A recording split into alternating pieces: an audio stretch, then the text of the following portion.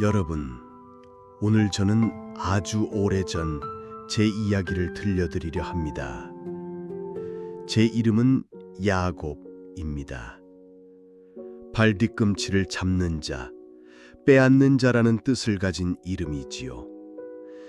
그 이름은 제 인생을 설명하는 한 문장이었습니다. 태어나기도 전부터 저는 싸우고 있었고, 태어난 후에도 늘 무엇인가를 붙잡으려 애써야 했습니다. 저는 어머니의 뱃속에서부터 형과 다투었습니다.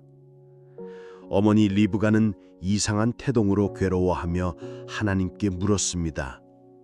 주님, 어찌하여 제게 이런 일이 일어납니까? 그러자 하나님께서 응답하셨습니다. 두 민족이 네 태중에 있구나. 두 민족이 나누이리라. 큰 자가 어린 자를 섬기리라. 여러분, 하나님은 이미 태중에서부터 저의 삶을 아시고 계획하셨습니다. 하지만 그 계획은 결코 순탄하거나 쉬운 길이 아니었습니다. 그분의 뜻은 놀라웠지만 그 뜻을 이루는 과정엔 연약한 인간의 죄와 눈물이 함께 엉켜 있었습니다. 형 에서가 먼저 태어났습니다. 붉고 털이 많은 모습이었지요. 그리고 저는 형의 발뒤꿈치를 꼭 붙잡고 따라 나왔습니다. 그 작은 손짓은 마치 이렇게 외치는 것 같았습니다. 나도 포기하지 않을 거야. 나도 내 자리를 잡을 거야. 그때부터 사람들은 저를 붙잡는 자, 남의 것을 빼앗으려는 자라 불렀습니다. 여러분, 이름이 사람의 마음에 새기는 그림자는 참 깊습니다. 저는 아직 아무 잘못도 하지 않은 어린아이였지만 이미 제 존재는 의심과 경계의 눈길로 바라보였습니다. 어린 시절 우리 집안에는 보이지 않는 벽이 있었습니다. 아버지 이삭은 형 에서를 사랑했습니다. 에서는 사냥을 잘하고 힘이 세지 그가 가져오는 고기는 정말 맛있구나. 그 말씀을 하실 때 아버지의 얼굴은 한없이 자랑스럽고 기뻤습니다. 반면 어머니 리브가는 저를 사랑했습니다. 야곱아, 너는 부드럽고 지혜롭구나. 하나님은 네가 복을 이을 아들이라고 하셨단다. 어머니의 따뜻한 손길이 있었지만 그것은 동시에 형과 저 사이의 거리를 더 멀게 만들었습니다. 저는 늘 속으로 이렇게 외쳤습니다. 나는 왜 이렇게 태어났을까? 왜 나는 형처럼 강하지 못할까? 왜 나는 늘 두 번째일까? 여러분, 혹시 그런 마음 가져본 적이 있으신가요? 누군가와 비교당하며 스스로가 부족하다고 느껴본 적이 있으신가요? 저는 그 열등감 속에서 자랐습니다. 그러던 어느 날이었습니다. 형은 사냥을 하고 돌아왔는데 너무 배가 고파서 쓰러질 지경이었습니다. 저는 팥죽 한 그릇을 끓이고 있었지요. 형이 다급한 목소리로 말했습니다. 야곱아, 제발 그 붉은 죽 좀 줘. 배가 너무 고파 죽을 지경이야. 그 순간 제 머릿속에 번개처럼 스친 생각이 있었습니다. 지금이 기회야. 내가 형보다 위에 설 수 있는 단 한 번의 기회. 그래서 저는 형에게 말했습니다. 형, 이 팥죽을 드릴 수 있어요. 하지만 대신 형의 장자권을 저에게 파세요. 형은 장자의 권리가 얼마나 귀한지 깊이 생각하지 않았습니다. 그저 배고픔을 이기지 못하고 말했지요. 내가 지금 죽게 생겼는데 장자권이 무슨 소용이냐. 그래, 네가 가져라. 그렇게 저는 팥죽 한 그릇으로 장자의 권리를 얻었습니다. 여러분, 여기서 한 가지 생각해 보셔야 할 것이 있습니다. 성경은 이렇게 말합니다. 에서는 장자의 명분을 가볍게 여겼다. 그것은 분명 잘못된 일이었습니다. 그러나 저 역시 옳지 않았습니다. 하나님이 주시는 약속과 복은 인간의 꾀로 빼앗아야 할 것이 아니라 은혜로 기다려야 할 것이기 때문입니다. 하지만 저는 그때 그것을 알지 못했습니다. 그 순간의 승리감에 취해 있었고 제 안에 숨어있던 욕심은 점점 더 커져갔습니다. 그리고 결정적인 사건이 일어났습니다. 아버지 이삭이 늙어 눈이 어두워지셨을 때 어머니는 저를 불렀습니다. 야곱아, 네 아버지가 에서를 축복하려고 하신단다. 너는 가서 그 축복을 받아야 한다. 이것이 하나님의 뜻이야. 저는 주저했습니다. 어머니, 만약 아버지가 제가 아니란 걸 알면 저주를 받을 거예요. 그러자 어머니는 단호히 말했습니다. 내 아들아, 저주는 내가 받을게. 너는 가서 축복을 받아라. 그리고 저는 형처럼 꾸몄습니다. 양털로 팔을 감싸고 형의 옷을 입고 형의 냄새를 묻혀서 아버지 앞에 나아갔습니다. 아버지, 저는 에서입니다. 축복해 주세요. 늙고 떨리는 아버지의 손이 제 머리 위에 올려졌습니다. 그리고 그는 이렇게 기도했습니다. 하나님이 너에게 하늘의 이슬과 땅의 기름짐을 주시며 많은 민족이 너를 섬기게 하시기를. 그 순간 제 심정은 미친 듯이 뛰었습니다. 이제 나는 축복받은 사람이야. 이제 형보다 위에 섰어. 하지만 동시에 그 축복이 제 손에 닿자마자 죄책감과 두려움이 몰려왔습니다. 그리고 그 두려움은 곧 현실이 되었습니다. 형 에서가 사냥을 마치고 돌아왔습니다. 아버지, 사냥고기 가져왔습니다. 축복해 주세요. 아버지 이삭은 놀라 떨리는 목소리로 말했습니다. 그럼 아까 네가 아니었단 말이냐? 그 순간 에서의 얼굴이 굳어졌습니다. 그의 눈에는 분노가 타올랐습니다. 야곱, 내가 너를 죽일 것이다. 여러분, 저는 그 길로 도망칠 수밖에 없었습니다. 어머니는 울면서 말했습니다. 야곱아, 외삼촌 라반의 집으로 도망가거라. 거기서 잠시 머물다 오렴. 그렇게 저는 모든 것을 버리고 집을 떠났습니다. 가족도, 집도, 안전도, 그리고 무엇보다 제 마음의 평안도 잃었습니다. 밤길을 걸으며 저는 생각했습니다. 이게 과연 하나님의 뜻이었을까? 내가 정말 옳은 일을 한 걸까? 나는 왜 이렇게 살아야 할까? 그날 밤 저는 황량한 광야에서 돌 하나를 베개 삼아 누웠습니다. 그리고 제 인생을 완전히 바꿀 장면을 보게 되었습니다. 여기까지가 제 어린 시절과 고난의 이야기입니다. 그리고 이제부터는 제가 어떻게 하나님의 음성을 듣게 되었는지, 어떻게 도망자의 밤이 은혜의 자리로 바뀌었는지를 들려드리겠습니다. 여러분, 저는 집을 떠난 그날 밤 끝없는 어둠 속에서 홀로 광야를 걸었습니다. 모든 것이 낯설고 두려웠습니다. 가족도 없고 형의 분노를 피할 수 있을지조차 알 수 없었지요. 그렇게 한참을 걸어가다 결국 지쳐서 돌 하나를 베개 삼아 누웠습니다. 하늘은 너무도 넓고 별빛은 너무도 멀었습니다. 그때 저는 생각했습니다. 나는 지금 어디로 가고 있는 걸까? 하나님은 정말 나를 기억하고 계실까? 그 순간 제 마음속 깊은 곳에서 가장 큰 두려움이 밀려왔습니다. 나는 혼자가 아닐까? 그러나 그 외로운 밤 하나님은 제게 뜻밖의 방식으로 다가오셨습니다. 저는 꿈을 꾸었습니다. 꿈속에서 보니 땅에서 하늘로 닿는 사닥다리가 있었고 그 위로 하나님의 천사들이 오르락 내리락 하고 있었습니다. 그리고 그 사닥다리 위 꼭대기에는 주님이 서 계셨습니다. 그리고 제 귀에 분명한 음성이 들렸습니다. 나는 너의 조부 아브라함의 하나님이요 너의 아버지 이삭의 하나님이다. 네가 누워있는 이 땅을 내가 너와 내 자손에게 주겠다. 네 자손이 땅의 티끌같이 많아져서 동서남북으로 퍼질 것이다.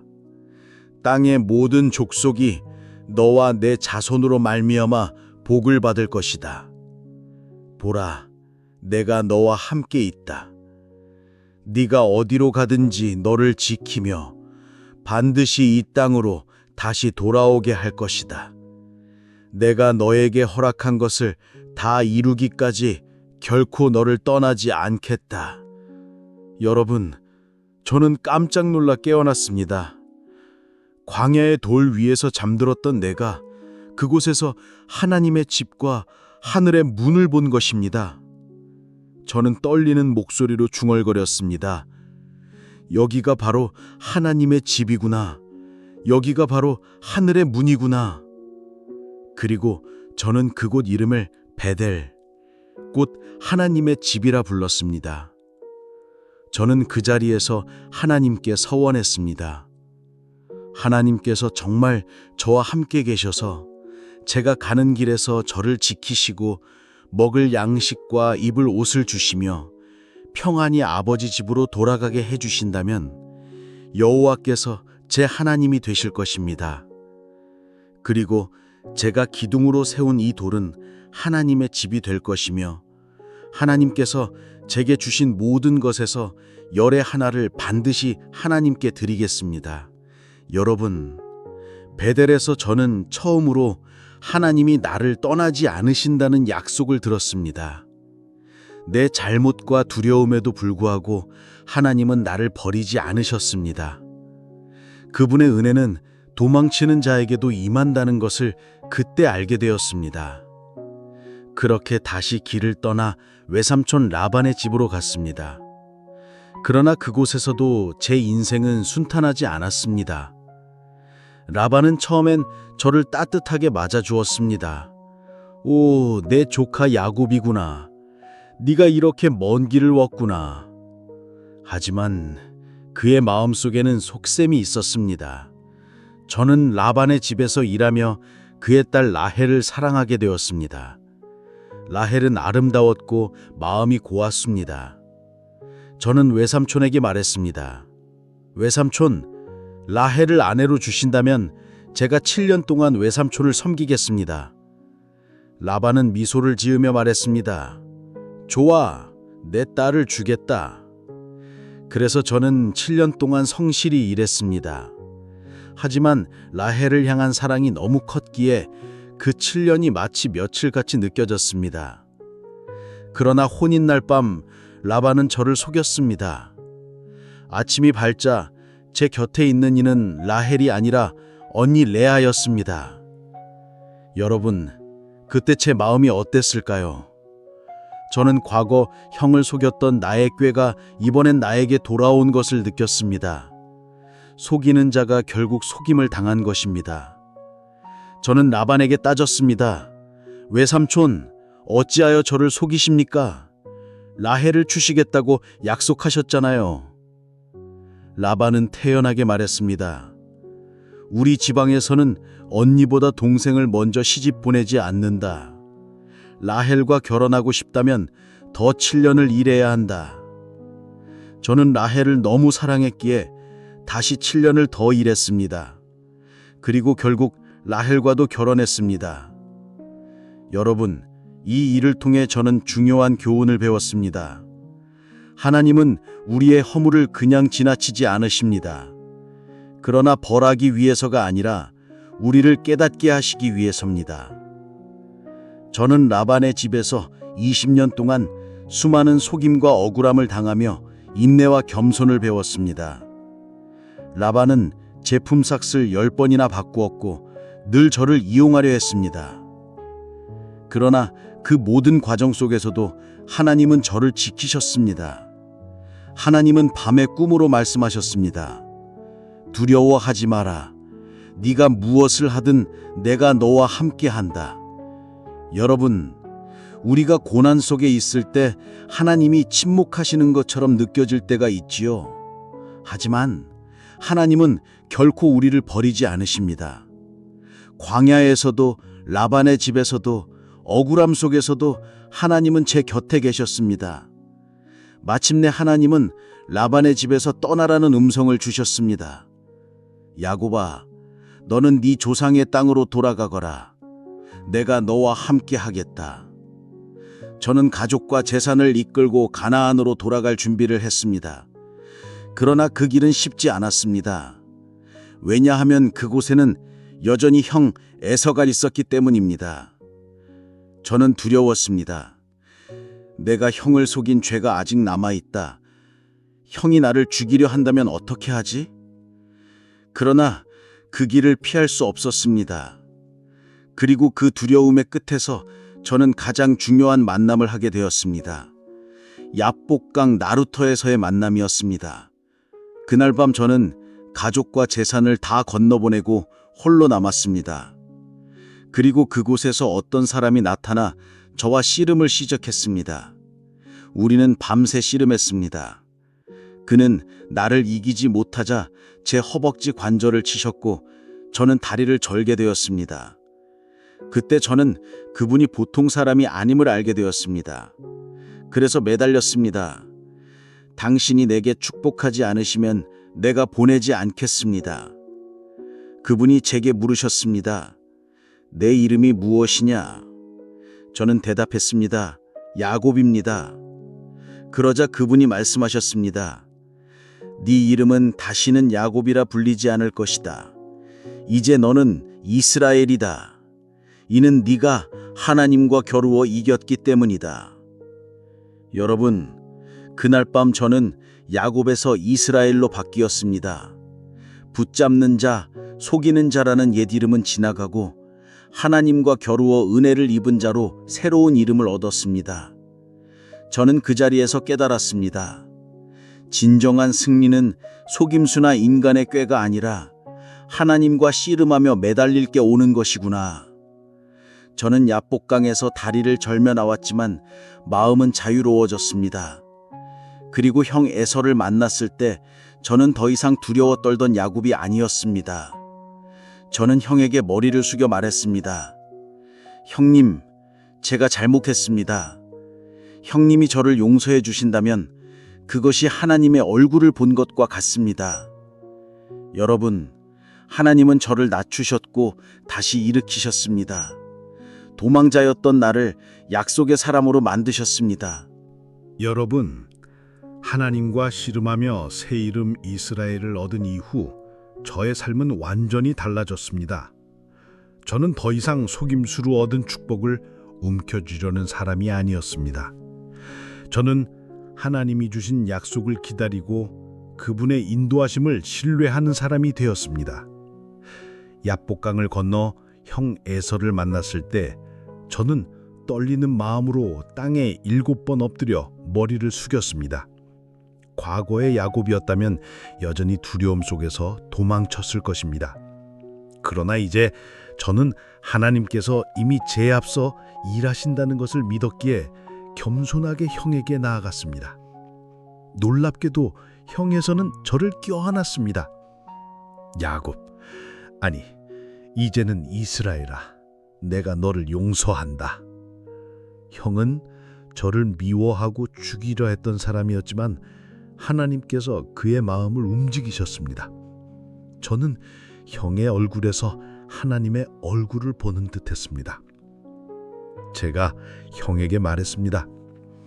형님이 저를 이렇게 반겨주시는 것이 하나님의 얼굴을 본 것과 같습니다. 여러분, 하나님께서 우리의 관계를 회복시키실 때 그것은 단순한 화해가 아니라 하나님의 은혜를 직접 경험하는 순간입니다. 이후 저는 세겜으로 가서 제단을 쌓고 그 이름을 엘엘로헤 이스라엘 곧 이스라엘의 하나님이신 하나님이라 불렀습니다. 저는 더 이상 내 힘으로 사는 인생이 아니라 하나님께 예배하며 그분의 뜻에 순종하는 삶으로 나아갔습니다. 하나님은 제 가정 안에서도 새로운 역사를 이루셨습니다. 저는 12아들을 두었고 그들이 훗날 이스라엘 12지파의 기토가 되었습니다. 비록 그 과정은 쉽지 않았습니다. 제 사랑하는 아내 라헬은 요셉을 낳고 또 막내 베냐민을 낳다가 세상을 떠났습니다. 저는 라헬의 무덤 앞에서 한없이 울었습니다. 하나님, 왜 이렇게 사랑하는 사람을 데려가십니까? 그러는 그 고통 속에서도 하나님은 더 큰 뜻을 준비하고 계셨습니다. 요셉은 형들의 시기와 미움으로 인해 애굽으로 팔려갔습니다. 저는 요셉이 죽었다는 소식을 듣고 깊은 슬픔에 잠겼습니다. 하나님, 왜 내게 이런 시련이 계속되는 것입니까? 그러나 나중에 저는 알게 되었습니다. 하나님은 요셉을 미리 애굽으로 보내어 큰 흉년의 때에 우리의 생명을 구하게 하셨습니다. 요셉은 애굽의 총리가 되어 수많은 사람들을 살렸습니다. 그는 형들에게 말했습니다. 나를 이곳에 보낸 것은 형들이 아니라 하나님이십니다. 나를 앞서 보내셔서 우리의 생명을 구원하게 하신 것입니다. 여러분, 이것이 하나님의 섭리입니다. 우리의 눈에는 고통과 상실과 억울함으로 보이지만 하나님은 그 모든 것을 사용하여 더 큰 생명의 기획을 이루십니다. 그래서 저는 노년이 되어 애굽으로 내려가 요셉을 만났을 때 이렇게 말했습니다. 나는 이제 내 얼굴을 보았으니 죽어도 좋구나. 하나님은 나를 결코 버리지 않으셨다. 여러분, 저는 평생 도망자처럼 살았지만 결국 하나님의 약속은 반드시 이루어졌습니다. 하나님은 저를 연단하시고 변화시키셨습니다. 속이던 자를 약속의 사람으로 세우셨습니다. 그리고 저의 12 아들을 통해 이스라엘이라는 민족을 일으키셨습니다. 여러분, 기억하십시오. 하나님의 계획은 우리의 허물과 실패로도 끊어지지 않습니다. 우리의 약점과 상처까지 사용하셔서 당신의 뜻을 이루십니다. 그렇기 때문에 우리는 연약하지만 소망할 수 있습니다. 여러분, 혹시 지금도 해결되지 않는 관계의 아픔 숲에 계신가요? 혹은 억울함과 상실로 인해 하나님이 침묵하신다고 느끼십니까? 그러나 기억하세요. 하나님은 결코 여러분을 떠나지 않으십니다. 베델의 광야에서도, 라반의 억울한 집에서도, 야복강의 고독 속에서도 하나님은 함께 하셨습니다. 그리고 마침내 회복의 열매를 보게 하셨습니다. 저는 그것을 제 생애로 증언할 수 있습니다. 이제 제가 여러분에게 전하고 싶은 것은 이것입니다. 하나님은 여러분의 인생도 바꾸실 수 있습니다. 속이던 자를 이스라엘로 바꾸신 그분이 절망 속에 있는 여러분도 새 이름으로 부르실 것입니다.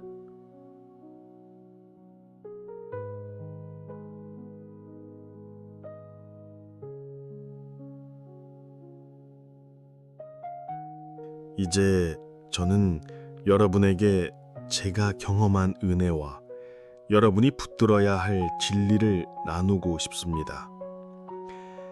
하나님은 완전하신 분이지만 우리를 완전한 모습일 때만 사랑하시는 분이 아닙니다. 오히려 연약하고 부족한 우리를 찾아오셔서 이름을 새롭게 하시고 삶의 방향을 바꾸십니다. 저는 속이는 자였고 남보다 먼저 잡으려 애쓰던 야망가였습니다. 그러나 하나님은 그런 저를 버리지 않으시고 끝까지 다듬으시고 기다리셨습니다. 여러분, 혹시 지금 스스로가 너무 부족해서 하나님께 나아갈 수 없다고 느끼시나요? 혹은 과거의 잘못 때문에 하나님이 나를 쓰실 수 없다고 생각하시나요? 그렇지 않습니다. 하나님은 우리의 과거를 덮으시고 미래를 여시는 분이십니다. 베델에서 저는 처음으로 약속을 들었습니다. 내가 너와 함께하며 네가 어디로 가든지 지키겠다는 하나님의 음성은 도망자였던 제 마음을 붙들었습니다. 여러분도 이 약속을 붙드십시오. 하나님은 여러분이 어떤 상황에 있어도 떠나지 않으십니다. 야복강에서는 저는 하나님과 씨름했습니다. 그리고 끝내 매달렸습니다. 당신이 나를 축복하지 않으시면 내가 보내지 않겠습니다. 여러분, 이 철망의 밤에 매달림이 믿음입니다. 하나님은 완벽한 사람을 찾으시는 것이 아니라 끝까지 포기하지 않고 그분께 매달리는 사람에게 은혜를 주십니다.